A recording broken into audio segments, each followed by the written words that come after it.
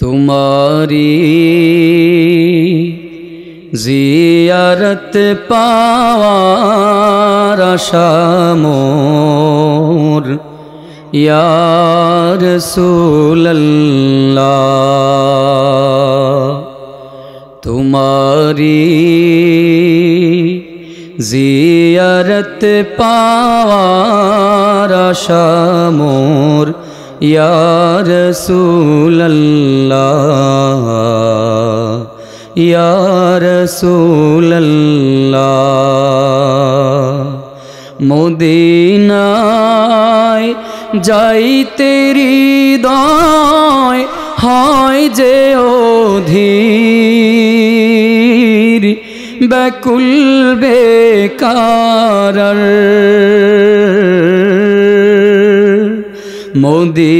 মদিনায় যাইতে হৃদয় হয় যে অধীর ব্যাকুল বেকার। করুষে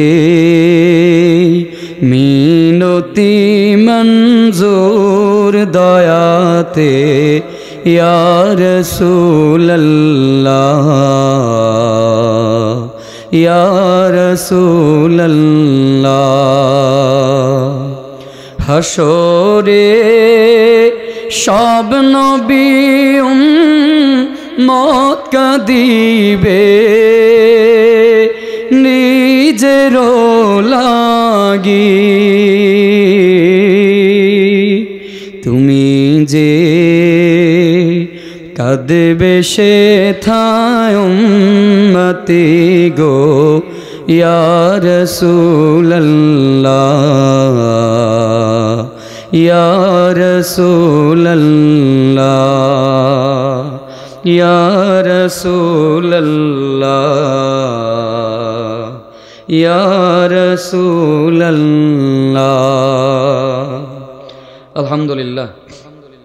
বাঘাইরামপুর উত্তরপাড়া যুব সমাজের উদ্যোগে আয়োজিত আজকের এই বার্ষিক তাফসীরুল কোরআন মাহফিলের উপস্থিত আজকের সম্মানিত সভাপতি, প্রধান অতিথি, প্রধান মেহমান, জাতির শ্রেষ্ঠ সন্তান হযরত উলামায়ে কেরাম, সামনে উপবিষ্ট আমার বাবার বয়সী বাবাগণ, দাদার বয়সী দাদাগণ, বড় ভাই সমতুল্য বড় ভাইগণ, পর্দার অন্তরালে অবস্থানরত শ্রদ্ধেয় সম্মানিত মা ও বোনেরা, আল্লাহ পাক রব্বুল আলামিনের দরবারে লাখো কোটি শুকর যে আল্লাহ পাক রব্বুল আলামিন আপনাকে আমাকে দুনিয়ার ঝামেলা থেকে মুক্ত রেখে গুনাহের কাজ থেকে দূরে রেখে দিনী মজলিসে আমাদেরকে আসার বসার তৌফিক দান করেছেন। এজন্য অন্তর থেকে কালেমাতুশ শুকর আদায় করি আলহামদুলিল্লাহ। কালামুল্লাহ শরীফ থেকে খুব প্রসিদ্ধ একটি আয়াতে কারিমা তিলাওয়াত করেছি। রাসূল করিম সাল্লাল্লাহু আলাইহি ওয়াসাল্লামের অসংখ্য অগণিত হাদিস শরীফ থেকে একেবারে পরিচিত একটি হাদিস আপনাদের সামনে পেশ করেছি। ইচ্ছা পোষণ করেছি রাসূলের সিরাত থেকে, রাসূলের জীবনী থেকে, রাসূলের মহব্বতে কিছু কথা আপনাদেরকে জানাবো, শোনাবো ইনশাআল্লাহ। আল্লাহ তাআলা আমাদেরকে তৌফিক দান করুক, পড়েন আমিন। যে কথাগুলো আলোচনা হবে তার উপর সর্বপ্রথম আমি নিজে যেন আমল করতে পারি, অথবা আপনারাও যেন আমল করতে পারেন, আল্লাহ যেন সেই তৌফিক দান করেন, আবারও পড়ি আমিন। রাসূলের মহব্বত আমাদের সবার অন্তরে আছে না নাই? একটু জোরে বলতে হবে। যাদের জবানটা বন্ধ থাকবে মনে করব তাদের রাসূলের প্রতি মহব্বত নাই, ভালোবাসা নাই। আওয়াজ করে বলেন, রাসূলের প্রতি মহব্বত আমাদের আছে না নাই? যদি রাসূলের মহব্বত অন্তরে থাকি তবেই আমরা ঈমানদার। পরিপূর্ণ ঈমানদার হওয়ার জন্য এটাই হচ্ছে শর্ত, এটাই হচ্ছে শর্ত। রাসূলের মহব্বত অন্তরের মধ্যে থাকা লাগবে। কারণ পয়গম্বর আকরাম সাল্লাল্লাহু আলাইহি ওয়াসাল্লাম বলেন, আনাস রাদিয়াল্লাহু তাআলা আনহু থেকে বর্ণিত, পয়গম্বর বলেন, লা ইউমিনু আহাদুকুম হাত্তা আকুনা আহাব্বা ইলাইহি মিন ওয়ালিদিহি ওয়া ওয়ালাদিহি ওয়ান নাসি আজমাইন। পয়গম্বর বলেন, ততক্ষণ পর্যন্ত তোমরা পরিপূর্ণ ঈমানদার, পরিপূর্ণ মুমিন হতে পারবা না। বলে কতক্ষণ? বলে যতক্ষণ মি ওয়ালিদিহি ওয়া ওয়ালাদিহি ওয়ান নাসি আজমাইন, যতক্ষণ পর্যন্ত তুমি তোমার আওলাদ, তোমার সন্তান সন্ততি, তোমার মা বাবা, এমনকি দুনিয়ার যত মানুষ আছে এবং নিজের জীবনের চাইতেও যতক্ষণ পর্যন্ত পয়গম্বরকে বেশি মহব্বত করতে না পারবা ততক্ষণ পর্যন্ত পরিপূর্ণ ঈমানদার হতে পারবা না। এজন্য পরিপূর্ণ মুমিন ঈমানদার হওয়ার জন্য একটু মহব্বতে বলবেন, রাসূলকে আমরা কম ভালোবাসি না বেশি ভালোবাসি? বলেন তো, দুনিয়ার সবচাইতে বেশি না কম? নিজের জীবনের চাইতেও কম না বেশি? তাহলেই আমরা ইমানদার। রসুলের মোহাব্বত লাগবে, রসুলের ভালোবাসা লাগবে। এবার আসেন, রসুলকে যে মোহাব্বত করি, ভালোবাসি, আমি যে দাবি করি আমি রসুলের আশেক, আমি রসুলকে মোহাব্বত করি, আমি রসুলকে ভালোবাসি, একটু মোহাব্বতের সাথে বেয়াদবি মাফ করবেন, একটু জানতে চাই, বলেন ওই ভালোবাসার মানুষের হিস্ট্রি, যেই মানুষটাকে আপনি ভালোবাসেন, যেই মানুষটাকে আপনি আপনার জীবনের আদর্শ বানালেন, ওই মানুষটার জীবন বৃত্তান্ত জন্ম থেকে মৃত্যু পর্যন্ত কয়জন মানুষ একবার পাঠ করেছেন, একবার পড়েছেন? বুঝাইতে পারি না এই কথাটা? আচ্ছা বলেন, আমাদের লিডার কে? আমাদের লিডার আমাদের কথা এটা না, আল্লাহ পাক রব্বুল আলামিন নিজেই বলেছেন, যদি আল্লাহ তাআলার জান্নাত পেতে চাও, আল্লাহ তাআলার সন্তুষ্টি পেতে চাও, তো তোমাদের জন্য আদর্শ বানায় দিলাম, মডেল বানায় দিলাম, তোমাদের জন্য অনুপ্রেরণার রাস্তা বানায় দিলাম কে? মুহাম্মদুর রাসূলুল্লাহ সাল্লাল্লাহু আলাইহি ওয়াসাল্লাম। আমরা বলি, স্লোগান দেই, আমার নেতা তোমার নেতা বিশ্বনবী মুস্তাফা, লিডার দেই, স্লোগান দেই, কিন্তু আফসোসের ব্যাপার হলো ওই লিডার, আমাদের যে নেতা, আমাদের যে আদর্শ, আমাদের যে ভালোবাসার মানুষ, যাকে আমার জীবনের চাইতে বেশি ভালোবাসলাম, যাকে আমার জীবনের চাইতে বেশি মোহাব্বত করলাম, যাকে আমি ভালোবাসি, ওই ভালোবাসার মানুষের জীবনীটা আজ পর্যন্ত পড়লাম না। বুঝাইতে পারতেছি কথা? দুঃখটা বুঝতেছেন? বলি ঠিকই রসুলকে মোহাব্বত করি, কিন্তু রসুলের জীবন আদর্শ আমাদের জানা নাই। চলেন রসুলের সিরাত থেকে, রসুলের জীবনী থেকে কিছু আলোচনা আজকে শোনাবো। নির্দিষ্ট একটা জায়গা, সেই জায়গাটা হচ্ছে নবুয়তের 10ম বছরের থেকে 11তম বছর পর্যন্ত, অর্থাৎ নবুয়ত প্রাপ্ত হওয়ার পর থেকে 10ম বছর থেকে 11তম বছর পর্যন্ত। এই সময়টা রসুলের জিন্দেগিটা কতটা কষ্টের ছিল, এই সময়টায় রসুলের জিন্দেগিটা কতটা বেদনাদায়ক ছিল, এই একটা বছরের জিন্দেগি পয়গম্বরের ইতিহাসে কতটা কষ্টদায়ক ছিল, ওই হিস্ট্রিটা আপনাদেরকে শোনাবো। আল্লাহ তাআলা আমাদেরকে কবুল আর মঞ্জুর করুক, পড়েন আমিন। এটা এজন্য শোনাবো যে রসুলের জীবনী শোনার পরে যদি আমার দিলে যদি একটু রসুলের মোহাব্বত আর একটু বেড়ে যায়, যদি রসুলের প্রতি আমাদের মায়াটা যদি আর একটু বাড়ে, তবেই রসুলের সুন্নাহকে মানার জন্য আমাদের সহজ হয়ে যায়। আল্লাহ তাআলা কবুল করুক, পড়েন আমিন। আল্লাহ পাক রব্বুল আলামিন বলেন,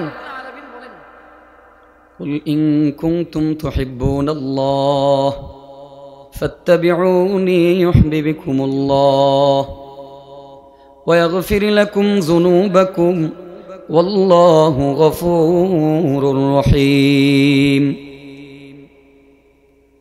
আল্লাহ পাক রব্বুল আলামিন এই আয়াত দ্বারা বুঝায় দিলেন পয়গম্বরের মোহাব্বত লাগবে, পয়গম্বরের ভালোবাসা লাগবে। আপনার আমার পয়গম্বর কালেমার দাওয়াত দিতে গিয়ে জীবনে কত কষ্ট, কত যন্ত্রণা, কত নির্যাতনের শিকার হয়েছেন, কতটা অত্যাচারিত হয়েছেন, নিজের কওমের দ্বারা, নিজের জ্ঞাতি গোষ্ঠী দ্বারা, এমনকি দূর আত্মীয় যারা আছে তাদের দ্বারাও পয়গম্বর আক্রান্ত হয়েছেন, আঘাতপ্রাপ্ত হয়েছেন, মুখের আঘাতপ্রাপ্ত হয়েছেন, কথার আঘাতপ্রাপ্ত হয়েছেন। কালেমার দাওয়াতের জন্য, কোরআনের বাণী প্রচারের জন্য, ওয়াহদানিয়াতের বাণী প্রচারের জন্য আল্লাহ তাআলার, এক আল্লাহ তাআলার মালিকের কালাম দাওয়াত প্রচারের জন্য পয়গম্বর কতটা নির্যাতনের শিকার হয়েছেন।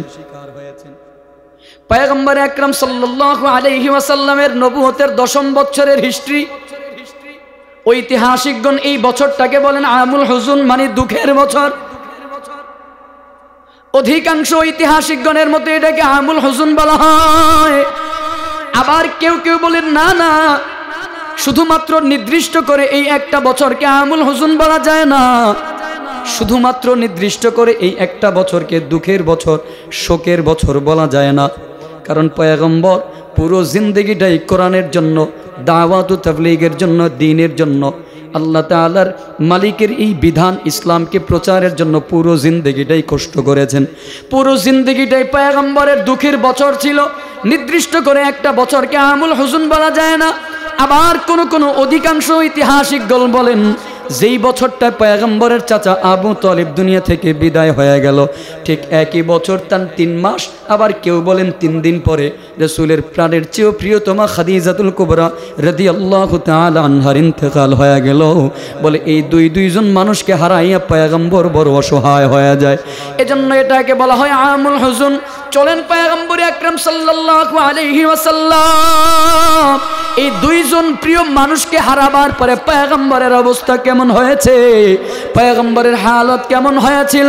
পয়গম্বর আকরাম সাল্লাল্লাহু আলাইহি ওয়াসাল্লাম চাচা আবু তালিব এবং আম্মাজান খাদিজাতুল কুবরাকে যখন হারায় ফেললেন, মুশরিকদের অত্যাচার আরো বেড়ে গেল, মক্কার মুশরিক লিডার যারা ছিল তাদের আঘাত আরো বেড়ে গেল। চাচা আবু তালিব যতদিন পর্যন্ত জীবিত ছিলেন কেউ রাসূলের উপরে আঘাত করার সাহস পায় নাই, সরাসরি আঘাত করার মতো সাহস কারোই হয় নাই। কিন্তু যখনই চাচা আবু তালিব দুনিয়া থেকে বিদায় হয়ে যায়, ওই সময়টায় মক্কার মুশরিকদের আঘাত করার জন্য এত আঘাত বেড়ে গেল, এত সাহস বেড়ে গেল, পয়গম্বরকে এত পরিমাণে আঘাত করতে শুরু করলো। বলে সরাসরি পয়গম্বরকে আঘাত করতে শুরু দেয়। একদিনের ইতিহাস, পয়গম্বর রাস্তা দিয়ে যাচ্ছিলেন, আর রাহিকুল মাখতুমের বর্ণনায় পাওয়া যায় পয়গম্বর পাহাড়ি রাস্তা দিয়ে যায়, নির্বোধ একজন ব্যক্তি তখন পয়গম্বরের মাথার উপরে মাটি ঢেলে দেয়, পয়গম্বরের মাথার মধ্যে ধুলাবালি ঢেলে দিল, মাটি ঢেলে দিল, ধুলাযুক্ত ময়লাযুক্ত শরীর নিয়ে পয়গম্বর বাড়ির মধ্যে ফিরে আসে। পয়গম্বর চোখের পানি ফালা ফালা কাঁদে। পয়গম্বর যখন বাড়ির মধ্যে ফিরে আসে, পয়গম্বরের রাসূলের একজন কন্যা পয়গম্বরের মাথাটাকে বড় যত্ন করে আদর করে ধুয়ে পরিষ্কার করে দেয়। রাসূলও কাঁদে, রাসূলের কন্যাও কাঁদে। পয়গম্বর ডাক দিয়ে বলে, লা তাবকি ইয়া বুনাইয়া, এ সন্তান কাঁদিস না, ফা ইন্নাল্লাহা মানিউন আবাক, সন্তান কাঁদিস না, কাঁদিস না, তোর বাবার সাথে, তোর বাবার জন্য তোর মালিক তোর রবই যথেষ্ট। চোখের পানি ফালায় কাঁদিস না, তোর বাবার সহকারী হিসেবে তোর বাবাকে সাহায্য করার জন্য আসমানের রব তোর রবই যথেষ্ট রয়েছে। পয়গম্বর আরো ডাক দিয়া বলেন, ও সন্তান, আমার চাচা যতদিন জীবিত ছিল ততদিন পর্যন্ত কেউ আমাকে এভাবে আঘাত করার সাহস পায় নাই, কেউ আমাকে এতদিন পর্যন্ত এভাবে আঘাত করে নাই। আজকে আমার চাচা চলে গেল, আমাকে এভাবে আঘাত। পয়গম্বর চোখের পানি ফালা ফালা কাঁদে। যেই কালেমার দাওয়াত নিয়ে যায় সেই পয়গম্বরকে ফিরিয়ে দেয়। পয়গম্বরের উপরে আঘাত, পাগল বলে, পয়গম্বরকে বিচ্ছিরি ভাষায় গালিগালাজ করে। পয়গম্বর এবার চিন্তা করলেন, হ্যাঁ তাহলে একটা কাজ করা যাক। কি কাজ? মক্কার মুশরিকরা যেহেতু আমাকে দূর দূর করে তাড়ায়া দেয়, আমাকে যেহেতু জায়গা দিতে চায় না, ওই সময়টায় মক্কার মধ্যে, আরবের মধ্যে মক্কার পাশাপাশি আরো একটা শহর ছিল। মক্কা যতটা প্রভাবশালী শহর ছিল, এই মক্কার মতো প্রায় কিছুটা প্রভাবশালী শহর ছিল, সেই শহরের নাম হলো তায়েফ। পয়গম্বর চিন্তা করলেন, আমাকে যেহেতু এই মক্কার মুশরিকেরা যেহেতু আমাকে দাওয়াতের কাজ করতে দেয় না, দাওয়াত ও তাবলীগের কাজ চালাবার জন্য যেহেতু আমাকে বাধা দেয়, যাই একটু তায়েফে গিয়ে যদি কালেমার দাওয়াত দিয়ে যদি কোনো মুসলমান বানাইতে পারি, আমাকে সাহায্য করার জন্য কোনো মানুষের সহযোগিতা যদি পাই। এজন্য পয়গম্বর চিন্তা করলেন, দাওয়াতের কাজ আমি তায়েফের ময়দানে গিয়ে করব, তায়েফের মাটিতে কালেমার দাওয়াত দিব। যেই চিন্তা ভাবনা পয়গম্বর রওনা করলেন, এবার হিজরত করে পয়গম্বর তায়েফের দিকে যায়। ওই সময়টায় পয়গম্বরের সাথে ছিল, সফর সঙ্গী ছিল রাসূলের পালক পুত্র হযরতে যায়েদ বিন হারেসা রাদিয়াল্লাহু তাআলা। মক্কা থেকে তায়েফের দূরত্ব হলো 90 কিলোমিটার রাস্তা। মক্কা থেকে তায়েফের রাস্তার দূরত্ব হলো 90 কিলোমিটার।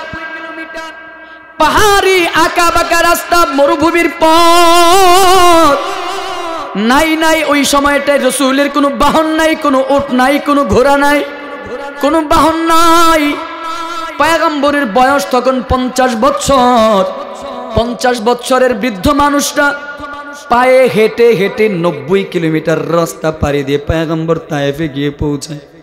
একটু চিন্তা করে দেখেন, 50 বছরের একজন বৃদ্ধ মানুষ 50 বছরের একজন বৃদ্ধ মানুষ, নাই তার কোনো বাহন নাই, নাই ওট নাই, ভেড়া নাই, বকরি নাই, নাই কোনো ঘোড়া নাই, কোনো গাধা নাই, কোনো বাহন নাই, পাহাড়ের আঁকা বাঁকা রাস্তা, মরুভূমির পথ, রৌদ্রের তাপ আবার মরুভূমির তাপ, দিনে রাতে মিলাইয়া পয়গম্বর দীর্ঘদিন পর্যন্ত পায়ে হেঁটে হেঁটে তায়েফের মাটিতে গিয়ে যখন কালেমার দাওয়াত দেয়, ওই সময়টায় তায়েফের মাটিতে গিয়ে পয়গম্বর যাদের কাছে দাওয়াত দিলেন, তাদের মধ্য থেকে প্রথম যেই 3 জন মানুষকে কালেমার দাওয়াত দিতে গেলেন, প্রথম যে 3 জন মানুষের কাছে কালেমার দাওয়াত দিতে গেলেন, তারা হলো সহদর 3 ভাই। তায়েফের মাটিতে গিয়ে পয়গম্বর কালেমার দাওয়াত দেয় সহদর 3 ভাইয়ের কাছে। একজনের নাম হলো আব্দি আলিল, আরেকজনের নাম হলো মাসুদ, আরেকজনের নাম হলো হাবিব। বলে এই 3 জনের কাছে কালেমার দাওয়াত দেয়। প্রথম জনের কাছে পয়গম্বর কালেমার দাওয়াত দিল, আপনি পড়েন লা ইলাহা ইল্লাল্লাহ মুহাম্মাদুর রাসূলুল্লাহ। আল রাহিকুল মাখদুমের বর্ণনায় পাওয়া যায়, পয়গম্বর বললেন, আপনি কালেমা পড়ে মুসলমান হন, আমাকে সহযোগিতা করেন। আপনি মুসলমান হয়ে আমাকে সহযোগিতা করেন, আমাকে সাহায্য করেন, আপনি দ্বীনের জন্য ধয়া যান। আব্দি আলিল তখন জবাব দেয়, মুহাম্মদ হুয়া ইয়ামরিতু সিয়াবাল কাবাতি।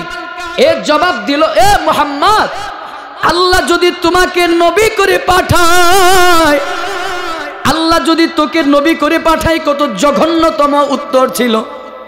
ডাক দিয়া বলে, মুহাম্মদ, আল্লাহ যদি তোকে নবী করে পাঠায়, আমি কাবার গিলাফকে ছিঁড়ে ফেলবো। ইয়ামরুতু সিয়াবা কাবাতি, সিয়াবাল কাবাতি বলে কাবার গিলাফকে আমি ছিঁড়ে ফেলবো। আল্লাহ যদি তোরে নবী হিসাবে পাঠায়, মানে বুঝাতে চায় আল্লাহ কোনোদিন তোকে রসুল হিসাবে পাঠাতে পারে না। ফিরে দিল, বলে যাও তুমি ফিরে যাও। দূর দূর করে তাড়ায়া দিল। পয়গম্বর নিরাশন নাই, দ্বিতীয় ভাইয়ের কাছে, মেজো ভাইয়ের কাছে দাওয়াত নিয়ে যায়।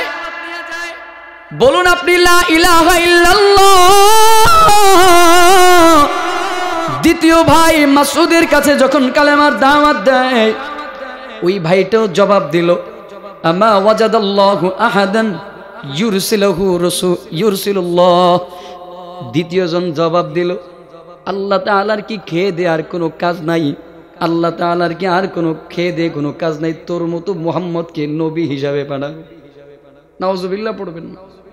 দ্বিতীয় ভাই জবাব দিল, আল্লাহর কি খেয়ে দে কাজ নাই, আর কোনো মানুষ পেল না, আর কাউকে পেল না যে তোমাকে রসুল হিসাবে পাঠাবে।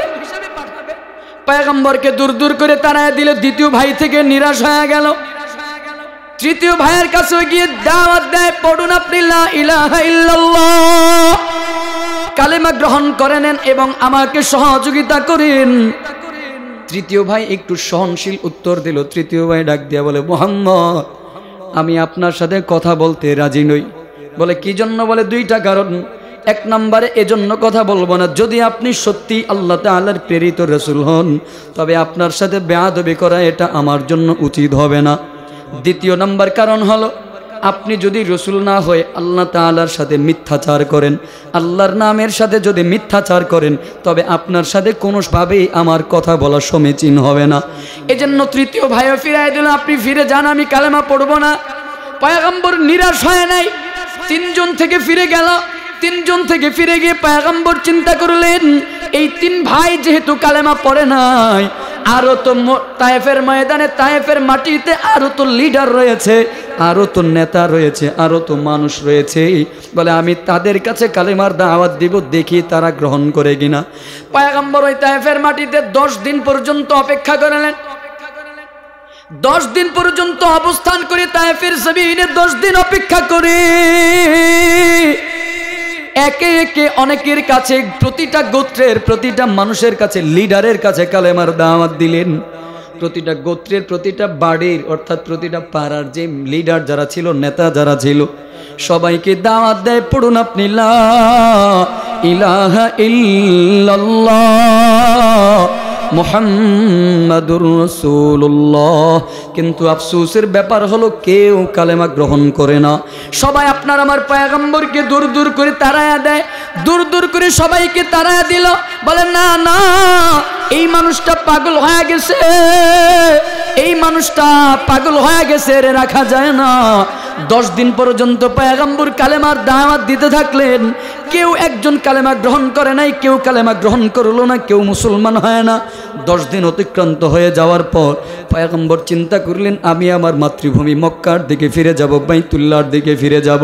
পয়গম্বর যখন ফিরে যাবেন, ওই যে তায়েফের যে লিডার মুশরিক যারা ছিল, এরা তায়েফের ছোট ছোট বাচ্চা যারা ছিল, যুবক যারা ছিল, কিশোর যারা ছিল, এদেরকে পয়গম্বরের পিছনে লেলিয়ে দেয়।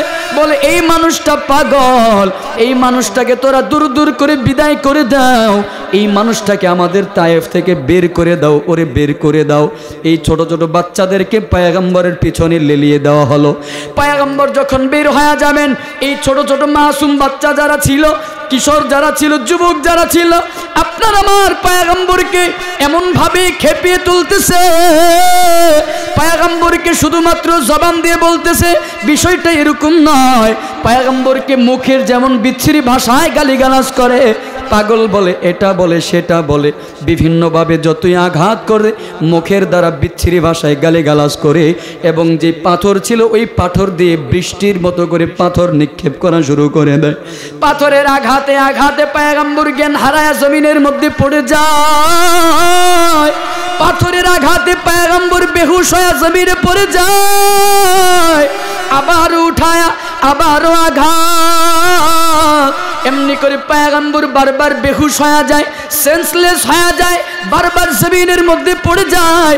কিন্তু না না, ওদের মনের ভিতরে মায়া নাই, দিলের ভিতরে একটু মায়া নাই। পয়গম্বরকে বারবার বৃষ্টির মতো করে পাথরের আঘাত, প্রস্তরের আঘাত। যায়েদ বিন হারেসা ডাক দিয়া বলে, তায়েফের মানুষেরা শোন, এই মানুষটাকে আর পাথরের আঘাত মারিস না, এই মানুষটাকে আর পাথর মারিস না। আমি আমার নিজের দেহটাকে পাইতা দিলাম, যত পারস আমি যায়েদের দেহের মধ্যে পাথর মার। পয়গম্বর বলেন, লা ইউমিনু আহাদুকুম হাত্তা আকুনা আহাব্বা ইলাইহি, ততক্ষণ পর্যন্ত পরিপূর্ণ মুমিন হতে পারবা না। বলে কতক্ষণ? বলে যতক্ষণ নিজের জীবনের চাইতেও বেশি মহব্বত করতে না পারবা। পাথরের আঘাত, এত আঘাত দেখার পরেও যায়েদ বিন হারেসা বলে, আর মানুষটাকে পাথর মারিস না,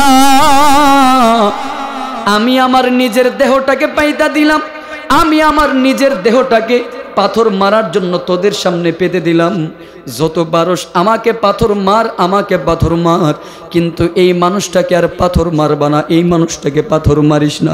একটু মোহাব্বতে আওয়াজ করে পড়া যাবে কি আল্লাহু আকবার? পয়গম্বর সেন্সলেস হয়ে গেলেন।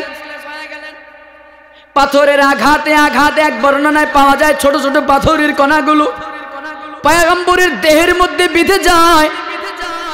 বলে যেই জায়গা থেকে শরীরের যেই জায়গা থেকে পাথরটা সরাই, ওই জায়গা থেকে রক্তের স্রোত দ্বারা বাহির হয়ে যায়। রাসূলের শরীর বড় নরম শরীর, ওই নরম শরীর থেকে যেখান থেকে পাথর সরাই, ওই জায়গা থেকেই কেমন যেন রক্তের মতো স্রোত বের হতে থাকে, রক্ত প্রবাহিত হয়। আরেক বর্ণনায় পাওয়া যায় পাথরের একটা আঘাতে পয়গম্বরের পা মোবারকের মধ্যে আঘাত লাল হয়ে গেল, জুতার মধ্যে পায়ের মধ্যে আঠালোর মতো লেগে যায়। এভাবে আপনার আমার পয়গম্বরকে বারবার আঘাত করা হলো। বলে আঘাত করতে করতে শুধু একবারই যে করেছে না না, বলে ওই তায়েফ থেকে পয়গম্বরকে আঘাত করতে করতে প্রায় 3 মাইল পর্যন্ত পয়গম্বরকে বের করে দেয়। 3 মাইল পর্যন্ত পয়গম্বরে আঘাত করতে করতে বের করে দিল। যেতে যেতে 3 মাইল দূরে একটা আঙ্গুর বাগান দেখা যায়। ওই আঙ্গুর বাগান পর্যন্ত পয়গম্বর গেলেন। আঙ্গুর বাগান দেখে পয়গম্বর আঙ্গুর বাগানের মধ্যে যখন আশ্রয় গ্রহণ করলেন, ওই আশ্রয় গ্রহণ করার পরে ওই তায়েফের যে যুবক কিশোর যারা ছিল, ওই কিশোর যুবক আর শিশুরা তখন তাদের বাড়িতে তায়েফে ফিরে গেল। ওই আঙ্গুর বাগানের মধ্যে যখন পয়গম্বর আশ্রয় নেয়, ওই আঙ্গুর বাগানটা আর কারো নয়, বলে মক্কার 2 লিডার, একজন উতবা আরেকজন সাইবা, 2 সহোদর ভাই, রবেয়ার 2 সন্তান, একজন হলো উতবা আরেকজন হলো সাইবা। বলে এই 2 ভাইয়ের বাগান হলো সেই আঙ্গুর বাগানটা। উতবা আর সাইবা দুজন দেখতে পারলো মুহাম্মদ যতই হোক গোত্রের মানুষ, নিজের দেশের মানুষ, গোত্রের মানুষ, দিলের মধ্যে একটু মায়া লেগে গেল। উতবার সাইবার দিলের ভিতরে একটু মায়া লাগলো, কি জন্য? বলে যতই খারাপ হোক না কেন সে তো আমার গোত্রের মানুষ, আমার দেশের মানুষ, আমার গোত্রের মানুষ, দিলের মধ্যে একটু মায়া জাগছে। ওই উতবার সাইবার একজন খাদেম ছিল, একজন কৃতদাস ছিল, নাম তার আদ্দাস। আদ্দাসকে ডাক দিয়ে বলে, উতবা সাইবা ডাক দিয়ে বলে, আদ্দাস ওই যে তাকায় দেখো, দূরে যে মানুষটা আঙ্গুর বাগানের মধ্যে আশ্রয় গ্রহণ করেছে, যাও ওই মানুষটাকে এক গোছা আঙ্গুর দেওয়া হলো। বলে এই আঙ্গুরটা নিয়ে ওই মানুষটাকে দাও, খেতে দাও, এই মানুষটাকে আঙ্গুরটা খেতে দাও। আদ্দাস এই আঙ্গুরের থোড়াটা নিয়ে, আঙ্গুরের গুচ্ছটা নিয়ে যখন রসুলের কাছে গেলেন, রসুলকে পেশ করা হলো, নেন আপনি আঙ্গুরগুলো খান। আদ্দাসের হাত থেকে পয়গম্বর যখন আঙ্গুরটা গ্রহণ করবে, পয়গম্বর বিসমিল্লাহ বলে তার হাত থেকে আঙ্গুরটা নিয়ে যখন মুখে দিয়ে খেতে শুরু করে দেয়, আদ্দাস ডাক দিয়ে বলে, কে আপনি, কি আপনার পরিচয়, কোত্থেকে এসেছেন? আমাদের এই এলাকার লোকজন তো খাওয়ার সময় এই বিসমিল্লাহ এই শব্দ উচ্চারণ করে না, আমাদের এই এলাকার লোকজন তো এই বিসমিল্লাহ বলে উচ্চারণ করে না। রহিকুল মাখতুমের বর্ণনায় পাওয়া যায়, তিনি বলতেছেন, আপনি কে, কে আপনার পরিচয়, আমাদের এই এলাকার লোক তো এটা বলে না। পয়গম্বর ডাক দিয়া বলে, তোমাদের এলাকার কি পরিচয়, তোমার পরিচয় কি, তুমি কোত্থেকে এসেছো? বলে তোমার এলাকা কোথায়, তোমার পরিচয়টা কি? পয়গম্বর আকরাম সাল্লাল্লাহু আলাইহি ওয়াসাল্লাম যখন বললেন তোমার পরিচয় কি, তখন তিনি বললেন, বলে আমার পরিচয় হলো আমি নানুয়ার মধ্যে থাকি, আমার বাড়ি হলো সেখানে, আমার নাম হলো আদ্দাস। পয়গম্বর ডাক দিয়ে বলেন, হ্যাঁ তাহলে তুমি তো ইউনুস বিন মাত্তার এলাকার মানুষ। বলে ইউনুস বিন মাত্তার বড় ভালো একজন ব্যক্তি ছিল। আদ্দাস ডাক দিয়ে বলে, আপনি ইউনুস বিন মাত্তার মানে ইউনুস আলাইহিস সালাম। আদ্দাস ডাক দিয়ে বলে, আপনি ইউনুস বিন মাত্তাকে আপনি কিভাবে চিনেন? পয়গম্বর ডাক দিয়ে বলেন, ইউনুস বিন মাত্তা সে আমার ভাই। নবীজি বলছেন ইউনুস বিন মাত্তা সে আমার ভাই। বলে কেমন করে ভাই হয়? সে তো বহু বছর আগে দুনিয়া থেকে চলে গেছে। হ্যাঁ, সে দুনিয়া থেকে বহু বছর আগে চলে গেল, তার সাথে আমার কালেমার বন্ধন রয়েছে, দাওয়াতের বন্ধন রয়েছে, কারণ তিনিও একজন নবী, তিনি আল্লাহ তাআলার পক্ষ থেকে নবী ছিলেন, আর আমিও একজন আল্লাহ তাআলার প্রেরিত একজন পয়গম্বর। বলেন সেই সূত্রে ইউনুস বিন মাত্তা তিনিও আমার ভাই। সঙ্গে সঙ্গে আদ্দাস পয়গম্বরের হাতের মধ্যে চুমু খায়, কপালের মধ্যে চুমু খায়, পায়ের মধ্যে চুমু খায়, পয়গম্বরকে বুকে জড়ায় ধরে পয়গম্বরের প্রতি কেমন যেন দুর্বল হয়ে যায়। ওইদিকে ওই উতবার সাইবা দেখ দিয়ে বলে, দেখ দেখ, শেষ পর্যন্ত আমাদের গোলামটাকেও সে দুর্বল বানায় দেয়, আমাদের গোলামটাকেও সে বিগ্রায়া দিস। তারে পাঠাইলাম সহানুভূতি করে একটু আঙ্গুর খাওয়ানোর জন্য, দুর্বল অবস্থায় আছে। শেষ পর্যন্ত মুহাম্মদ কি করলো? আমাদের গোলামটাকেও তার ধর্মে নিয়ে গেল। আদ্দাস পয়গম্বরকে বড় তাজিম করতেছে। ওইদিকে উতবার সাইবা জ্বলে যায়, তার অন্তরের মধ্যে জ্বালা পড়া শুরু হয়। আদ্দাস যখন ফিরে আসে, উতবার সাইবা ডাক দিয়ে বলে, আদ্দাস এই লোকটাকে কেন তুমি এমন করলা, কি জন্য এমন করলা? শেষ পর্যন্ত এই লোকটা তোমাকেও বিগড়ে দিল। আদ্দাস ডাক দিয়া বলে, মালিক এই লোকটা খারাপ কোনো লোক নয়, এই লোকটা অত্যন্ত ভালো একজন ব্যক্তি। কয় তুমি একদিনই চিনে গেলা, অল্প সময়ে চিনে গেলা? কয় হ্যাঁ হ্যাঁ, আমি অল্পতেই চিনে গেছি। কি জন্য জানেন? কারণ এই লোকটা আল্লাহ তাআলার পয়গম্বর, এই লোকটা আল্লাহ তাআলার প্রেরিত রাসূল। কারণ তিনি এমন একটা কথা জানে যেই কথা আর কেউ জানে না, যেই কথাটা সহিহ, যেই কথাটা সঠিক, এই সঠিক কথাটা এই ব্যক্তিটা জানে। উতবার সাহেবা ডাক দিয়ে বলে, আদ্দাস খবরদার, তোমাকে আবারও সতর্ক করে বলছি, এই লোকের ধর্ম কিন্তু তুমি গ্রহণ করবা না, কারণ এই লোকের ধর্ম থেকে তোমার ধর্মটা আরো বেশি উত্তম, আরো বেশি ভালো। পয়গম্বর একটু যখন স্বস্তি বোধ করলেন, একটু যখন আরাম বোধ করলেন, তখন পয়গম্বর রওনা করলেন বাইতুল্লাহর মক্কার দিকে। মক্কার দিকে কিছু দূর যাওয়ার পরে ওয়াদিয়ে নাখলা নামক জায়গা পর্যন্ত পয়গম্বর যখন যায়, ওয়াদিয়ে নাখলা পর্যন্ত উপত্যকায় ওই জায়গা পর্যন্ত যাওয়ার পর পয়গম্বর কিছু দূর যাওয়ার পরে দেখলেন মাথার উপরে কেমন যেন একটা ছায়া অনুভব করতেছে। রৌদ্রের তাপ নাই, রৌদ্র লাগে না, মাথার মধ্যে ছায়া দেখা যায়। পয়গম্বর মাথাটা উপরের দিকে তাকায় দেখেন মাথার উপরে একখণ্ড ছাদ, একখণ্ড মেঘ আপনার আমার পয়গম্বরকে ছায়া দান করে রাখছেন। শুধুই তাই নয়, আরেকটু ভালো করে তাকায় দেখলেন ওই মেঘের আগালে পয়গম্বর আরেকটু ভালো করে খেয়াল করে তাকায় দেখেন ওই মেঘের আড়ালে আর কেউ নয়, সাইয়্যিদুল মালায়েকা হযরতে জিবরাইল আলাইহিস সালাতু ওয়াস সালামকে দেখা যায়। পয়গম্বর ডাক দেয়া বলেন, জিবরাইল আলাইহিস সালাতু ওয়াস সালাম যখন আসলেন, জিবরাইল আলাইহিস সালাম পয়গম্বরকে সালাম প্রদান করলেন। ও বন্ধুরা আমার বানানো কোনো গল্প নয়, হাদিসের গল্প শোনাইতেছি, রাসূলের জীবনী, হাদিসের ঘটনা, হাদিসের গল্প আপনাদেরকে শোনাই। এটা দুনিয়ার কোনো মানুষের ঘটনা নয়, দুনিয়ার কোনো ব্যক্তির ঘটনা নয়। হাদিসের গল্প সহিহ বুখারীর বর্ণনায় পাওয়া যায়। আম্মা জান আয়েশা সিদ্দিকা রাদিয়াল্লাহু তাআলা আনহা পয়গম্বরের কাছে একবার জানতে চাইলেন, ওগো পয়গম্বর, আপনার জীবনে উহুদের চাইতে আর কষ্টের কোনো সফর আপনার জীবনে ছিল কিনা? আন আয়েশা রাদিয়াল্লাহু তাআলা আনহা আন্নাহা ক্বালাত লিরাসূলিল্লাহি সাল্লাল্লাহু আলাইহি ওয়াসাল্লাম। আম্মা জান আয়েশা সিদ্দিকা রাদিয়াল্লাহু তাআলা আনহা থেকে বর্ণিত, তিনি পয়গম্বরের কাছে জানতে চাইলেন, ওগো পয়গম্বর, ইয়া রাসূলুল্লাহ, হাল আতা আলাইকা ইয়াউমুন কানা আশাদ্দা মিন ইয়াউমি উহুদ। ও পয়গম্বর, উহুদের দিনের চাইতে আর কোনো দিন আছে নাকি যেই দিনটা আপনার জীবনে আরো কষ্টদায়ক ছিল, আরো যন্ত্রণাদায়ক ছিল? উহুদের চাইতে আরো কষ্টদায়ক কোনো দিন আছে নাকি? পয়গম্বর বললেন, হ্যাঁ হ্যাঁ। বলে, এই উহুদের চাইতে আরো কষ্টের একটা সফর রয়েছে। বলে, সেই কষ্টের সফরের নাম হলো, পয়গম্বর বলেন, ফাকালা রাসূলুল্লাহি সাল্লাল্লাহু আলাইহি ওয়াসাল্লাম, লাকাদ লাকিতু মিন কওমিক ওয়া কানা আশাদ্দা মা লাকিতু মিনহুম ইয়াউমাল আকাবা।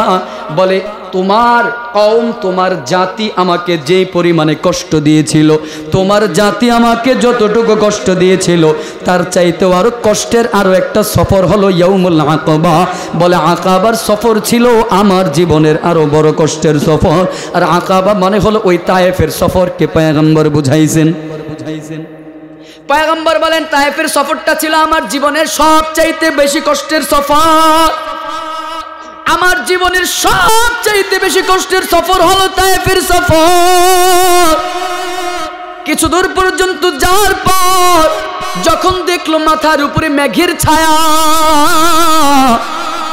এর মেঘের খণ্ডের আড়ালে দেখা যায় হযরতে জিবরাইল আলাইহিস সালাতু ওয়াস সালাম।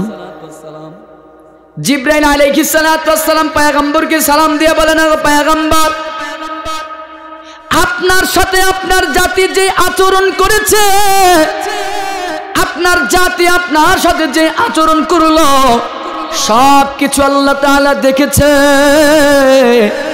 সবকিছু আল্লাহ তাআলা দেখেছেন, জেনেছেন। এজন্য আল্লাহ তাআলা আমাকে আপনার কাছে পাঠাইছেন এবং আমার সাথেই যে তাকায় দেখেন, বলে মালাকুল জিবাল, পাহাড় নিয়ন্ত্রণকারী ফেরেশতাকে আমার সঙ্গে পাঠাইছেন। ও পয়গম্বর, এই পাহাড় নিয়ন্ত্রণকারী ফেরেশতাকে আপনি যা আদেশ করবেন, আপনি আজকে যা বলবেন, এই মালাকুল জিবাল পাহাড় নিয়ন্ত্রণকারী ফেরেশতা আজকে তাই করবে, আপনার আদেশ শুনবে। পাহাড় নিয়ন্ত্রণকারী ফেরেশতা মালাকুল জিবালও বলতেছেন, পয়গম্বর, আল্লাহ তাআলা আমাকে আপনার কাছে প্রেরণ করেছেন, আপনি আজকে আমাকে যা আদেশ করবেন আমি তাই করব। এই যে আকসাবাইন, দুইটা পাহাড়, একটা হলো জাবালে আবি কুবাইস, এই জাবালে আবি কুবাইসের সামনে আরেকটা পাহাড়। ও পয়গম্বর, আপনি যদি বলেন এই দুই পাহাড়কে আমি উঠাইয়া এই মানুষগুলোকে পাহাড় দিয়ে চাপা দিয়ে দিব, আপনি যদি বলেন তাদেরকে দুই পাহাড় দ্বারা পিষ্ট করে ফেলবো, আপনার অনুমতি পাইলে আমি আপনার জন্য তা করব। পয়গম্বর ডাক দিয়া বলে, রে মালাকুল জিবাল, ও জিবরাইল আর মালাকুল জিবাল, শোনো, তোমরা যদি এই দুই পাহাড় দিয়ে আমারই কওম আমার জাতিকে তোমরা যদি ধ্বংস করে দাও, তাহলে কে কালেমার দাওয়াত গ্রহণ করবে, কে কালেমা পড়বে, কে দ্বীনের জন্য কষ্ট করে যাবে, কে কালেমা গ্রহণ করবে? তারা হয়তো আজকে বুঝে না, তারা হয়তো আজকে আমাকে চিনে না। আমাকে না চিনার কারণে, আমাকে না বুঝার কারণে তারা আজকে কালেমা পড়ে না, দ্বীন গ্রহণ করে না। কিন্তু তাদের ঔরস থেকে, তাদের গোত্র থেকে বলে তাদের এমন একটা পরবর্তী প্রজন্ম আসবে, যেই প্রজন্মটা কালেমা পড়বে, দ্বীন শিখবে, ইসলাম শিখবে, আমাকে শিখবে।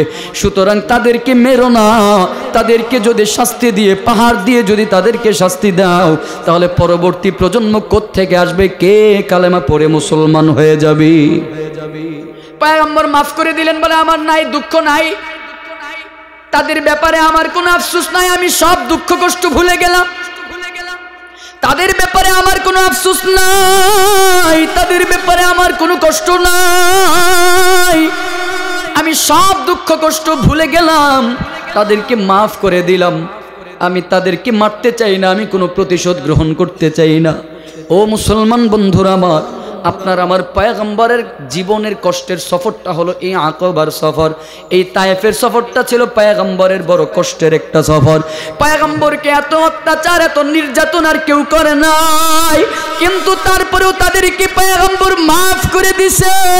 বলে যাও, তাদেরকে মাফ করে দিলাম, নাই তাদের ব্যাপারে আমার কোনো অভিযোগ নাই, তাদের ব্যাপারে আমার কোনো আফসোস নাই, আমার কোনো কষ্ট নাই। কারণ তারা হয়তো আজকে কালেমা পড়ে না, কালকে ঠিকই কালেমা পড়বে। তারা না পড়লে তাদের সন্তানেরা পড়বে, তারা ইসলাম গ্রহণ না করলে তাদের সন্তানেরা ইসলাম গ্রহণ করবে। এজন্য আমি আমার দিল থেকে সব দুঃখ কষ্ট মাফ করে দিলাম। আল্লাহু আকবার বলেন না? এটাই হলো পয়গম্বরের আখলাক, এটাই হলো পয়গম্বরের আদর্শ, এটাই হলো পয়গম্বরের চরিত্র। আর আজকে আপনার আমার চরিত্র হলো, আপনার আমার চরিত্র হলো আজকে কেমন? বলে অমুকে আমারে গালি দিছে। কেউ যদি কাউরে গালি দেয়, আমাদের চরিত্র হলো ন্যায় দেখ আর অন্যায় দেখ। একজন আর একজনে গালি দিছে, অমুকে গালি দিছে, দৌড় তার কালারে ধরে দেগুসি, ইট মারলে পাটকেল খাওয়া লাগে আজকে আমার। আমাদের চরিত্র হলো আমার 1 টাকার ক্ষতি করছে, ওর 50 টাকার ক্ষতি কর। ও আমার একটু নষ্ট করছে, ওর পুরাটা নষ্ট করে দে। ও আমারে গালি দিছে, ওর 14 গোষ্ঠী নিয়ে গালি দে। ও আমার উপরে হাত তুলছে, ওর উপরে হাত তোল, ওর বাবার উপরে তোল, ওর সন্তানের উপরে হাত তোল। কি ঠিক না? বুঝাইতে পারি নাই মনে? আমাদের আফসোস, এটার জন্য আফসোস। রাসূলের আখলাক, রাসূলের আদর্শ, রাসূলের চরিত্র কি? মাফ করে দে, মাফ করে দিলাম। ওরা আমাকে চিনে নাই তো, এজন্য কালেমা পড়ে না, এজন্য কষ্ট দিছে, চিনলে তো কষ্ট দিত না। পয়গম্বরের আখলাক কি? পয়গম্বরের চরিত্র কি? পয়গম্বরের আখলাক, পয়গম্বরের চরিত্র হলো কূপ থেকে পানি ওঠায়, 1 খেজুরের বিনিময়ে 1 বালতি পানি। রশি ছিঁড়ে কূপে পড়ে গেছে, খ্রিস্টান এসে, ইহুদি এসে পয়গম্বরের গালে চোর মারছে। পয়গম্বর উল্টা তার হাত মালিশ করে দেয়। ভাই ব্যথা পান নাই তো? ভাই ব্যথা পান নাই তো? রসুলের গায়ে আঘাত করছে, রসুল তার হাত মালিশ করে দেয়, ব্যথা পান নাই তো? আর আমাদের আখলাক হলো থাপ্পড় দিছস কে, লাগা ঘুই, লাগা খুশি, গোত্রে গোত্রে দ্বন্দ্ব, মানুষে মানুষে দ্বন্দ্ব। এটা কখনো নবীওয়ালা আদর্শ হতে পারে না, এটা কখনো রসুলের আদর্শ হতে পারে না, রসুলের আশেকের আদর্শ এটা হতে পারে না। হ্যাঁ, আমাদের আদর্শ তো এমন হবে, আমার ভাই আমাকে আঘাত করতে পারে কিন্তু আমি আঘাত করব না। কিন্তু কোন কুলাঙ্গার যদি আমার রসুলের ইজ্জতের উপরে আঘাত করতে আসে, দ্বীনের উপরে আঘাত করতে আসে, কাউকে ছাড় দেওয়া হবে না, রক্ত ঝরে হলেও তার প্রতিশোধ নেওয়া হবে। এটা হওয়া দরকার ছিল আমাদের আদর্শ, এটা হওয়া দরকার ছিল আমাদের চরিত্র। দ্বীনের ব্যাপারে কেউ কথা বলবে, রসুলের ইজ্জতের উপরে কেউ আঘাত করবে, রসুলের চেয়ারকে নিয়ে যদি কেউ টানা হেঁচড়া করতে চায়, খাতামুন নবীয়িনের চেয়ারকে নিয়ে যদি কেউ টানা হেঁচড়া করতে চায়, ওই মির্জা গোলাম আহমদ কাদিয়ানীর দোসরদেরকে বিদায় করা হবে। এটা হওয়া দরকার ছিল আমাদের চরিত্র। কিন্তু উল্টা। আল্লাহ আমাদেরকে বোঝার তৌফিক দান করুক, পড়েন আমিন। একটু মোহাব্বতে পড়েন না আমিন। রসুলের প্রতি মোহাব্বত আছে না নাই? জোরে বলতে হবে। কেমন মোহাব্বত আছে জানো? রসুলের উপরে আমাদের যত আঘাত আসে, নাই কোনো কেয়ার, নাই কোনো খবর নাই। রসুলের খাতামুন নবিয়্যিনের চেয়ার নিয়ে টানা হেঁচড়া করা হয়, কোনো আমাদের কোনো যায় আসে না। রসুলের চরিত্রের উপরে আঘাত করা হয়, আমাদের কোনো গা জ্বলে না, শরীর জ্বলে না, আমাদের দিলের ভিতরে ব্যথা লাগে না। অথচ আপনার আমার জন্য পয়গম্বর কত আশিক ছিল জানো? দুনিয়াতে পয়গম্বর কালেমার জন্য, দিনের জন্য, ইসলামের জন্য, ইমানের জন্য, দিন প্রচারের জন্য এত কষ্ট করে গেছেন। দিন প্রচারের জন্য পয়গম্বর শুধু দুনিয়াতেই কষ্ট করে গেছেন না, না, পয়গম্বর কবরে শুয়েও এখনো কাঁদেন, উম্মতি উম্মতি উম্মতি। এখনো কবরে শুয়ে শুয়ে আপনার জন্য, আমার জন্য পয়গম্বর কাঁদে। আবার যখন কিয়ামত কায়েম হয়ে যাবে, হাসরের ময়দান যখন হয়ে যাবে, ওই হাসরের ময়দানেও পয়গম্বরকে যখন প্রথম মাটি থেকে উত্তোলন করা হবে, ওই সময়টা পয়গম্বর কাঁদবে, উম্মতি, আমার উম্মত, আমার উম্মত, আমার উম্মত, আমার উম্মত। বিচারের কার্যক্রম শুরু হবে, পয়গম্বর তখনও কাঁদবে, আল্লাহ আমার উম্মত, আমার উম্মত।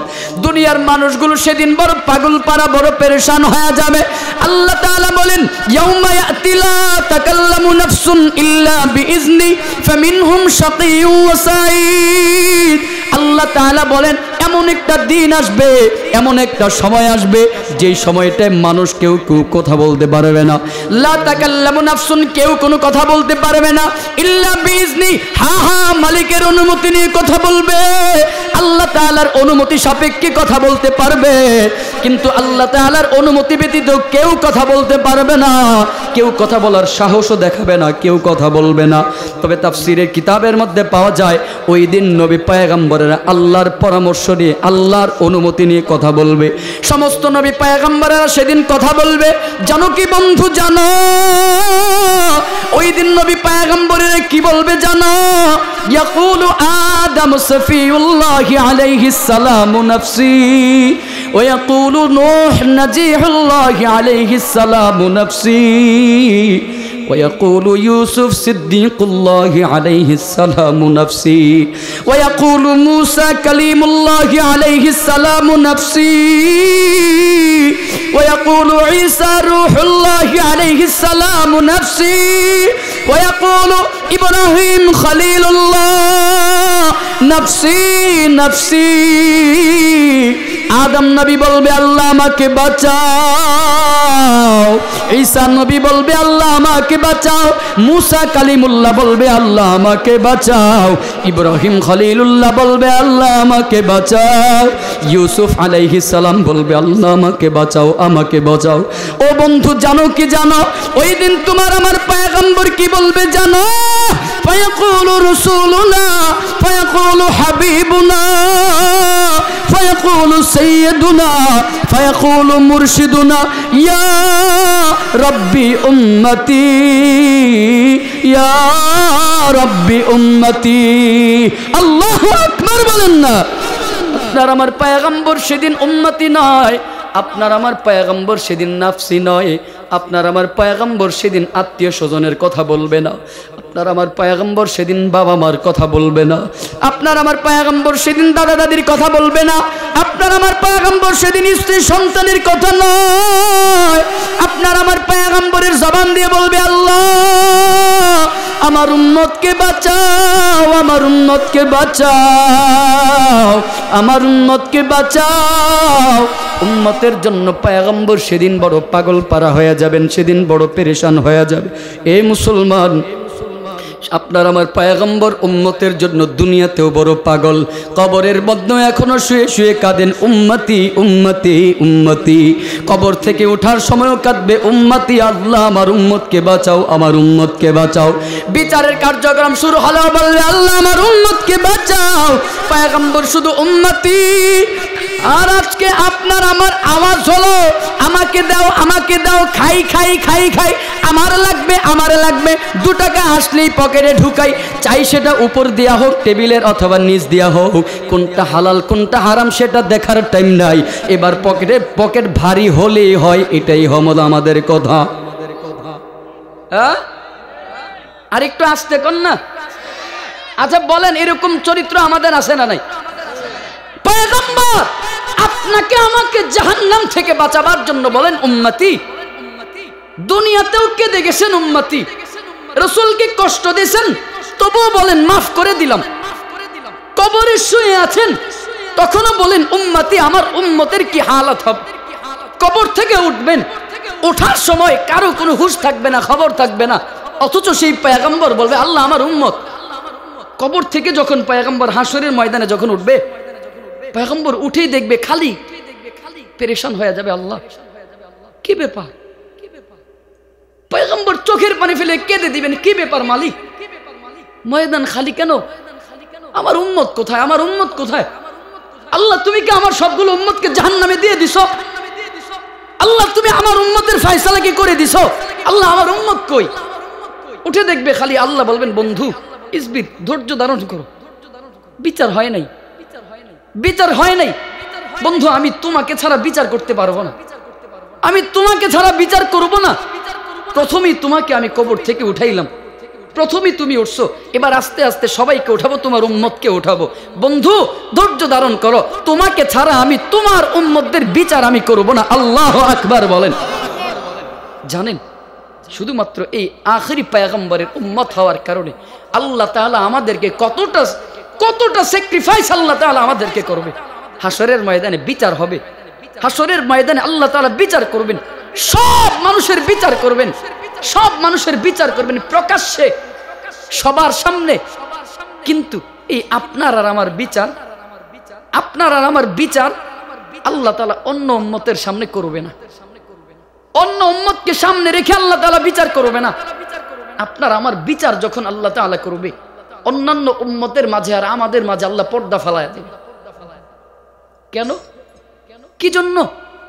বলে এটা আমার বন্ধু, আমার আখেরি পয়গম্বর, আমার দোস্ত, আমার জানে জিগার, আমার পেয়ারার উম্মতেরা, এদের ফয়সালাটা যদি জাহান্নাম হয় আমার বন্ধু বড় লজ্জিত হয়ে যাবে। এদের ফয়সালাটা যদি জাহান্নাম হয় আমার বন্ধু বড় লজ্জা পাবে, আর অন্য নবীর সামনে আমার বন্ধু লজ্জা পাবে, এটা আমি বরদাস্ত করতে পারি না। আল্লাহু আকবার বলেন না। আল্লাহ তাআলা আপনার আমার বিচার পর্দার আড়ালে করবে বাবা। আর আপনার আমার ব্যাপারে আল্লাহ তাআলা কি করবেন জানেন? কেউ যদি ঈমান নিয়ে যেতে পারে, আল্লাহ তাআলা আপনার আমাকে কোনো একটা উসিলা ধরে ধরে পুরো জিন্দেগির হিসাবে গুনায় ভরপুর, কিন্তু হ্যাঁ একটা ছোট্ট মাত্র একটা আমল পাইছে, আল্লাহর পছন্দ হয়েছে, বলবে যা এই উসিলা মাফ করে দিলাম, যা জান্নাতে চলে যা। বলে একদিন সদকা করছস, কি সদকা? বেশি না, একজন পিপাসার্ত ব্যক্তিকে পানি খাওয়াইছস। আমার জীবনে কিছু নাই, একজন পিপাসার্ত ব্যক্তিকে একটু পিপাসার সময় পানি খাওয়াইছ, যা এটার উসিলায় তোরে মাফ করে দিল। আর কি করছো? বলে একজনের সাথে হাসি মুখে একটু কথা বলছো, কিছু নাই জীবনে, কি আছে?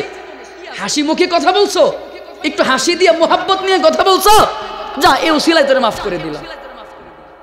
আর একটু আসতে পড়েন না সুবহানাল্লাহ। আর কি আছে তোর জীবনে, আর কি আছে? আল্লাহ কিছু নাই। এই বাঘাইরামপুরে তাফসীরের মাহফিলে বসছিলাম, রাসূলের মোহাব্বতে কিছু কথা শুনছিলাম, দিল থেকে শুনছি, যা এই উসিলায় মাফ করে দিলাম। চাইলে পারতি গুনার আড্ডায় বসে থাকতে পারতি, চাইলে পারতি চায়ের আড্ডায় বসে থাকতে পারতি, করস নাই। রাসূলের মোহাব্বতে কথা শুনছস, যা দিল থেকে শুনছস, মাফ করে দিলাম। কখন মাফ করবে জানেন? জানেন কখন মাফ করবে? যদি আপনার আমল নামার মধ্যে শিরিকের গুনাহ না থাকে। কখন মাফ করবে জানেন? আপনার আমল নামায় যদি শিরিকের গুনাহ না থাকে, নামাজ পড়েন নাই, আল্লাহ সেটা ধরবে না, নামাজের গুনাহ আল্লাহ মাফ করে দিতে পারেন। রোজা রাখেন নাই, আল্লাহ সেইটা ধরবে না, সেই গুনাহ আল্লাহ চাইলে মাফ করে দিতে পারে। আল্লাহ যাকে ইচ্ছা মাফ করে দিবে, শুধুমাত্র কেবলমাত্র আল্লাহ তাআলা যে মালিকের সাথে ওয়াহদানিয়াতের সাথে রুবুবিয়তের সাথে আল্লাহ তাআলার সাথে শরীক করে অংশীদার বানায় শিরিক করে আল্লাহ তাকে কোনোদিন মাফ করবে না। তার ঠিকানা চিরস্থায়ী জাহান্নাম, চিরস্থায়ী জাহান্নাম। এবার চাই আপনি যত বড় ভালো ব্যক্তি হন না কেন, দ্বীনের জন্য আপনি যত বড় খাদেম হন না কেন, দ্বীনের জন্য আপনি যত বড় খেদমত করে যান না কেন, আমল নামায় যদি শিরিক থাকে, আল্লাহ তাআলার সাথে অংশীদার থাকে, আল্লাহর কসম কোনোদিন আপনি জান্নাতে যেতে পারবেন না। কারণ আপনি আবু তালিবের চেয়ে ভালো ব্যক্তি হতে পারেন নাই। আবু তালিবের চেয়ে ভালো ইসলামের খেদমত আপনি করেন নাই। কেন বলছি এই কথা? আবু তালিব রাসূলের চাচা, ইসলামের জন্য কি করেছেন, কি না করে গেছেন ইসলামের জন্য। পয়গম্বরকে ঢালের মতো সেফটি দিয়েছেন, হেফাজত করেছেন। আপনার আমার পয়গম্বরকে, রসুলকে ঢাল হয়ে নিজের দেহটাকে ঢাল বানাইয়া পয়গম্বরকে সেফটি দিয়েছেন। আবু তালিব জীবিত ছিল, মক্কার মুশরিক কোন বেঈমান পয়গম্বরের উপরে আঘাত আক্রমণ করার সাহস পায় নাই। কিন্তু যেই আবু তালিব বিদায় হয়ে গেছে, পয়গম্বরের উপরে আঘাত আক্রমণ শুরু হয়ে গেছে সশরীরে। ওই আবু তালিবও তো মৃত্যুর সময় তো কালেমা নসিব হয় নাই। এর জন্য আবু তালিবের ঠিকানাও কি? জাহান্নাম। আর আপনি আমি কালেমা পড়ে আল্লাহ তাআলার সাথে শিরিক করতেছি, তো আপনার আমার ঠিকানাও আবু তালিবের মতো একই জায়গায় হবে, বরঞ্চ আরো নিকৃষ্ট জায়গায় হবে, আরো নিকৃষ্ট জায়গায় হবে। সহিহ হাদিসের বর্ণনায় আবু তালিবের শাস্তি কতটুকু জানেন? এক বর্ণনায় পাওয়া যায় আবু তালিবের শাস্তি হলো আল্লাহ তাআলা আবু তালিবকে 2টা আগুনের জুতা পরায়া দিবেন, আর এতেই আবু তালিবের মাথার মগজগুলো টকবক টকবক করে ফুটতে থাকবে। কতটা ফুটবে? বলে ফুটন্ত পাতিলার মধ্যে যদি পাতিলকে যদি গরম করা হয়, ওই পাতিলার মধ্যে যদি পানি রাখা হয়, পাতিলার তলার মধ্যে আগুন, কিন্তু দেখবেন পানিগুলো ফুটে টকবক করে ফুটে পাতিলার উপরে। ঠিক অনুরূপ ভাবে আবু তালিবকে পরায়া দেওয়া হবে আগুনের জুতা, কিন্তু আবু তালিবের মাথা দিয়া মগজগুলো টকবক করে ফুটতে থাকবে। আরেক বর্ণনায় পাওয়া যায়, আরেক হাদিসের বর্ণনায় পাওয়া যায়, পয়গম্বর বলতেছেন আবু তালিবের জায়গা ছিল জাহান্নামের একেবারে অথই গভীরে, কিন্তু আমি সুপারিশ করার কারণে, আমার সুপারিশের কারণে আল্লাহ তাআলা আমার চাচাকে জাহান্নামের অথই গভীর থেকে একেবারে উপরিভাগে নিয়ে আসবে। বলে কতটুকু? বলে আবু তালিব আমার চাচার পা 2টা পায়ের গোড়ালি পর্যন্ত জাহান্নাম থাকবে। হযরত আব্বাস রাদিয়াল্লাহু তাআলা আনহু থেকে বর্ণিত হাদিস, রাসূলের চাচা আব্বাস রাদিয়াল্লাহু তাআলা আনহু বলেন, মুহাম্মদ, এই আবু তালিব যে আপনাকে এত সহযোগিতা করেছে, ইসলামের এত সাহায্য আপনাকে করেছে, আপনি কি সেই আবু তালিবের জন্য কিছুই করবেন না? রাসূল বলেন, হ্যাঁ, আমি আল্লাহ তাআলার কাছে সুপারিশ করে জাহান্নামের অথই গভীর থেকে জাহান্নামের উপরিভাগে নিয়ে আসব। কতটুকু? বলে পা 2টা জাহান্নামের আগুনের মধ্যে থাকবে, পুরো শরীরটা জাহান্নামের উপরে থাকবে, আগুনের উপরে থাকবে, কিন্তু তারপরেও ওই পায়ের গোড়ালি পর্যন্ত যে আগুন জ্বলবে, ওই তাপে আবু তালিবের মাথার মগজগুলো টকবক করে ফুটতে থাকবে। এবার চিন্তা করেন, আর আপনি আমি যদি জাহান্নামের অথই গভীরের মধ্যে থাকি, আপনার আমার হালত কি হবে? আপনার আমার অবস্থা কি হবে বাবা? জাহান্নামের আগুন সহ্য করার মতো ক্ষমতা আমাদের আছে? জোরে বলতে হবে। কারা কারা জাহান্নাম সহ্য করতে পারবেন? 2 হাত আল্লাহকে তুলে দেখাই। কেউ পারবেন না? আল্লাহ আপনি আমাদের কবুল করে নেন, পড়েন আমিন। এজন্য আওয়াজ করে বলবেন, রাসূলের মুহাব্বত দরকার আছে না নাই? ঈমান নিয়ে কবরে যাওয়া লাগবে, রাসূলের মুহাব্বত নিয়ে কবরে যাওয়া লাগবে। পয়গম্বর এজন্যই বলেছেন, লা ইউমিনু আহাদুকুম হাত্তা আকুনা আহাব্বা ইলাইহি মিন ওয়ালিদিহি ওয়া ওয়ালাদিহি। উমর রাদিয়াল্লাহু তাআলা আনহু পয়গম্বরকে বলেন, ওগো পয়গম্বর, আমি আপনাকে মুহাব্বত করি, ভালোবাসি, আমার স্ত্রী সন্তানের চাইতেও বেশি, আমার মা বাবার চাইতেও বেশি, এমনকি দুনিয়ার সমস্ত মানুষের চাইতেও বেশি, কিন্তু আমি আমার নিজের জীবনের চাইতেও এখনো বেশি ভালোবাসতে পারি নাই। পয়গম্বর ডাক দিয়া বলেন, ওমর, তাহলে তুমি এখনো পরিপূর্ণ মুমিন হতে পারো নাই। বলে, যতক্ষণ পর্যন্ত তুমি তোমার নিজের জীবনের চাইতে বেশি ভালোবাসতে না পারবা, রাসূল বলেন, ততক্ষণ পর্যন্ত পরিপূর্ণ ঈমানদার, পরিপূর্ণ মুমিন হতে পারবা না। পয়গম্বরের কথা শুনে ওমর রাদিয়াল্লাহু তাআলা আনহু কিছুক্ষণ চিন্তা ভাবনা করে বললেন, পয়গম্বর এবার আমি আপনাকে আমার নিজের জীবনের চাইতেও বেশি ভালোবাসি। পয়গম্বর বলেন, ওমর এতক্ষণে তুমি পরিপূর্ণ মুমিন হয়ে গেছো, আওয়াজ করে বলেন না আল্লাহু আকবার। এজন্য বলেন রাসূলের মহব্বত লাগবে কি লাগবে না? আওয়াজ করে বলেন ভালোবাসা রাসূলের প্রতি আছে না নাই? কতটুকু আছে? ওই যে বললাম শুধুমাত্র মুখে মুখে, দিল থেকে নাই। দিল থেকে রাসূলের ভালোবাসা নাই, দ্বীনের প্রতি আমাদের সেই মহব্বত, সেই ভালোবাসাটুকু নাই। চলেন এরপরে সামনের দিকে আগাই। রাসূলের সেই ইতিহাস। পয়গম্বর যখন জিবরাইল আলাইহিস সালাতু ওয়াস সালামের সাথে কথাবার্তা কথোপকথন বললেন মাফ করে দিলাম, যাও চলে যাও। এর কিছুক্ষণ পরে পয়গম্বর যেতে যেতে একেবারে পয়গম্বর আকরাম সাল্লাল্লাহু আলাইহি ওয়াসাল্লাম ওই ওয়াদি নাখলাই কিছুদিন পর্যন্ত অপেক্ষা করেছেন। ওখানে কয়েকদিন পয়গম্বর সেখানে কিছুদিন অবস্থান করেছিলেন। এক বর্ণনায় পাওয়া যায় পয়গম্বর সেখানে কিছুদিন অবস্থান করে একদিন ফজরের নামাজ পড়াচ্ছিলেন। আরেক বর্ণনায় পাওয়া যায় পয়গম্বর কুরআনুল কারীমের তিলাওয়াত করতেছিলেন। এক বর্ণনায় পাওয়া যায় পয়গম্বর নামাজ ফজরের সালাত পড়াইতেছিলেন। আরেক বর্ণনায় পাওয়া যায় পয়গম্বর কুরআনুল কারীমের তিলাওয়াত করতেছিলেন। এমন সময় একদল জিন জাতি পয়গম্বরের সামনে দিয়ে যাচ্ছিল অথবা পয়গম্বরের উপর দিয়ে যাচ্ছিল। পয়গম্বর ইতিপূর্বে এর আগে কোনোদিন জিন জাতির কথা জানতেন না, শোনেন নাই, জানেন না। জিনদের একটা প্রভাব ছিল, জিনদের একটা ক্ষমতা ছিল। কি ক্ষমতা? বলে এরা আসমানে যেতে পারত, অনায়াসে এরা আসমানে উঠতে পারত, আসমানে যেতে পারত। তাদের জন্য আকাশের দরওয়াজা খোলা ছিল, কিন্তু আসমানের দরওয়াজা হঠাৎ করে তাদের জন্য বন্ধ করে দেওয়া হলো।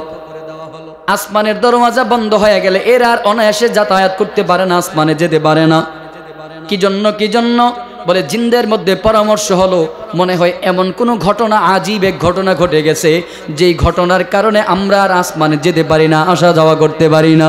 কি করবো? বলে একটা কাজ করো, চতুর্দিকে খবর লাগাও। তারা দলে দলে ভাগ হয়ে গেল, কয়েকজন মিলে মিলে একটা দল হয়ে গেল। বলে এই দল এইভাবে দলে বিভক্ত হয়ে গিয়ে এরা শিমাল থেকে মাশরিক থেকে মাগরিব পর্যন্ত, শিমাল থেকে জুনুব পর্যন্ত পৃথিবীর আনাচে কানাচে প্রতিটা কোনায় কামচায় এরা খোঁজ করতে লাগলো, খবর নিতে থাকলো। কি ব্যাপার? বলে কি জন্য আমাদের আসমানে আসা যাওয়া বন্ধ হয়ে গেল? এরা খোঁজ করতেছে জিন জাতিদেরকে, মানুষ দেখতে পায় না, পয়গম্বরও দেখে না।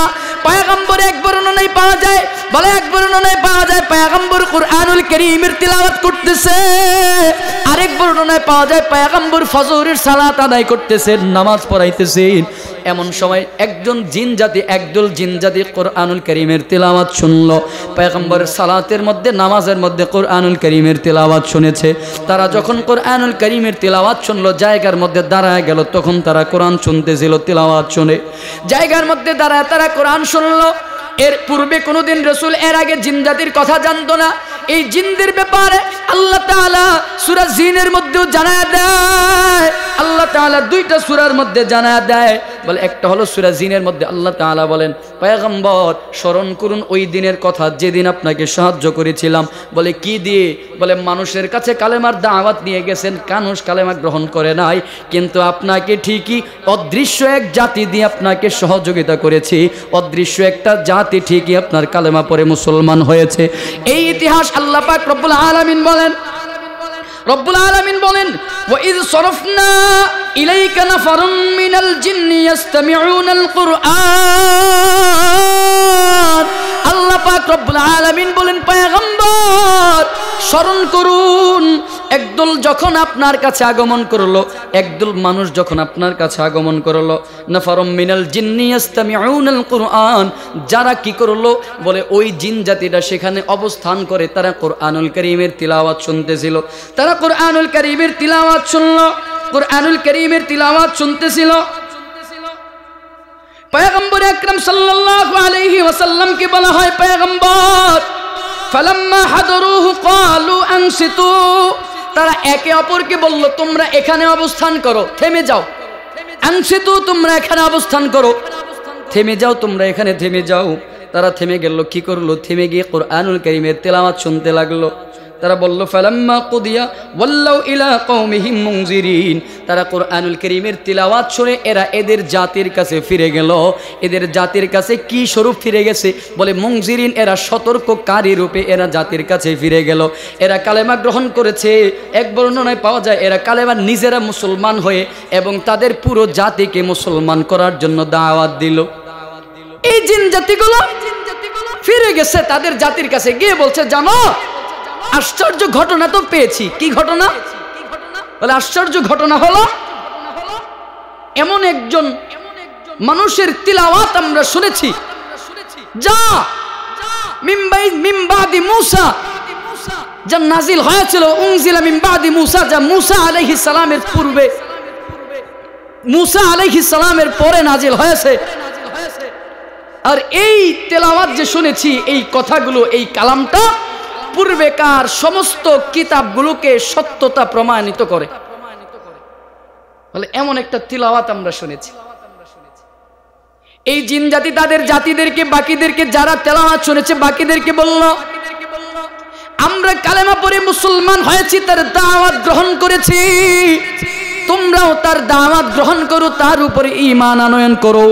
কি জন্য? বলে তোমরা যেন জাহান্নামের আযাব থেকে যেন তোমরা বাঁচতে পারো, জাহান্নামের আযাব থেকে যেন তোমরা রক্ষা পাইতে পারো, এজন্য তোমরাও কালেমা গ্রহণ করো, এজন্য তোমরাও ইসলাম ধর্ম গ্রহণ করে